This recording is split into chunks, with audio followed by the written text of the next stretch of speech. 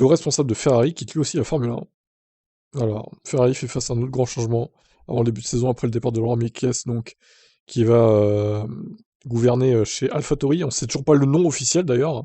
Je sais pas quand c'est que ça va sortir ça, et ça serait bien de le faire un jour. Et Ignacio Rueda, actuellement toujours à la tête de l'équipe stratégique de la Scuderia, restera au sein de Ferrari, mais dans un rôle différent. Il semble que l'Espagnol travaillerait sur les voitures de sport de la marque. Ainsi, un partenaire avec de longue date en Formule 1 prend fin.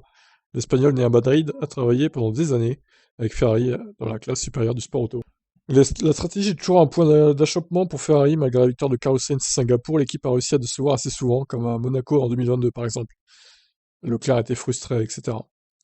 De la même année, Hongrie 2022, en raison de température, le pneu dur n'était pas le bon choix. Bon après voilà, on va pas revenir sur ce qui s'est passé évidemment. 2022, c'est vrai qu'avec Binotto, là, waouh, il y a eu beaucoup de couacs, hein. Pourtant la voiture était plutôt bonne, hein.